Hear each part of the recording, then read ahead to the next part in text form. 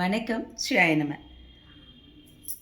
லக்ஷ்மி நரசிம்மரை, எம்பெருமானை, பைரவரை பாடாத பாட்டு ஒரு பாட்டா? அவரை பேசாத நாளும் ஒரு நாளும் இருக்க முடியுமா? அப்படி சில பேர் இருந்திருக்கின்றார்கள் நம்முடைய முன்னவர்கள். வைராகிய பஞ்சகம் அப்படின்னு சொல்லி பாடியிருக்காங்க, தெரியுமா உங்களுக்கு? அவ்வளவு வைராகியத்தை கொடுக்கக்கூடிய ஒரு சக்தி அதுக்கு இருக்குங்க. அதாவது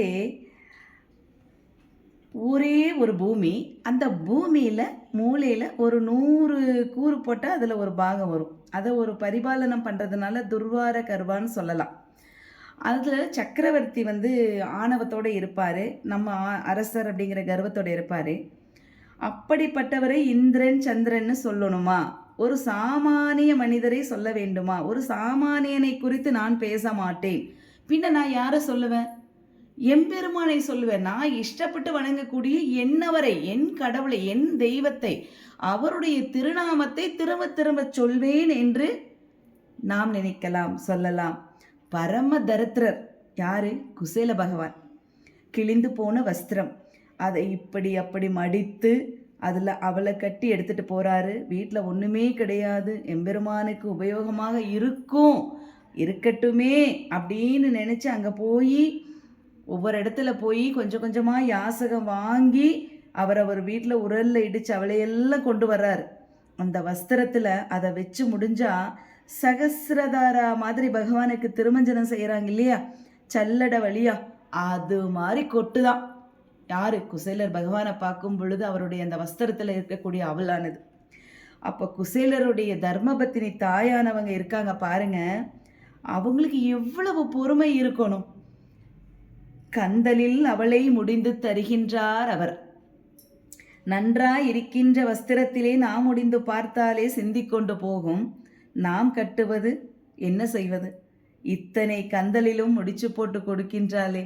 சுகபிரம மகரிஷியே வியந்து போகுவார் அந்த சில விஷயத்தை பார்க்கும் பொழுது. நம்ம புராணத்தை படிக்கும் பொழுது அதில் தெரிஞ்சுக்கலாம். அந்த கிருஷ்ணனையே, கோகுல கிருஷ்ணனையே, கண்ணனையே, பரமாத்மாவையே, நாராயணனையே நினைத்து கொண்டு அதை எடுத்துக்கொண்டு போகின்றார். என் நண்பரை பார்க்க போகின்றேர் என்று எடுத்து போகின்றார் குசேலர். அப்படிப்பட்ட ஒரு பிடி அவளுக்காக சமஸ்த ஐஸ்வர்யத்துக்கும் அவரை எஜமானனாக்கினாரே பரமாத்மா. விஸ்வத்துக்கெல்லாம் ஈசனாக்கினாரே அவர். எப்பேற்பட்ட ஒரு தயால குணம் எம்பெருமானுக்கு! நீங்காத செல்வம் என்பது ஒருவர் கொடுப்பது மட்டுமே. அது யார்? நாம் விரும்பி கும்பிடக்கூடிய நம்முடைய பெருமான், நம் பெருமான் கிருஷ்ண பரமாத்மா. கால பைரவர், ஸ்வர்ண பைரவர், அள்ளி அள்ளி கொடுப்பதிலே வல்லவர் நம்முடைய எம்பெருமான். அப்படிப்பட்ட குறைவில்லாத செல்வம் குசேலருக்கு கிடைத்தது. தேவாதிராஜனான வரதராஜ பெருமாள், எங்கிட்ட இருக்கிற தனம் என்னிடம் இருக்கும்போது இந்த தனமெல்லாம் எனக்கு எதுக்கு? பிரயோஜனம் இல்லை, ராஜசமஸ்தானத்துக்கு வரமாட்டேன் என்று சொல்லிவிட்டார். யார் தெரியுமா? வைராகிய பஞ்சகம் எழுதினார் அல்லவா சுவாமி தேசிகன் என்பவர். அவர் சொல்கின்றார், விஷ்ணு தர்மத்திலும் அதையேதான் சொல்லியிருக்கிறது. எங்கும் நீ அமைதியாக இரு, மௌனமாக இரு. பேசுகிறாயா? அவனுடைய திருநாமத்தை பற்றி மட்டும் பேசு. வீணான வார்த்தைகளை விட்டுவிடாதே.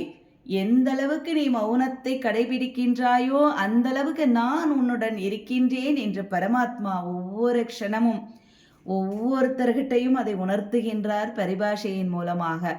நாமும் அப்படியே அவனுடைய திருநாமத்தை சொல்லிக்கொண்டு அவருடைய அன்புக்கு பாத்திரமாகலாமே. சர்வம் கிருஷ்ணார்ப்பணமஸ்து. Shine.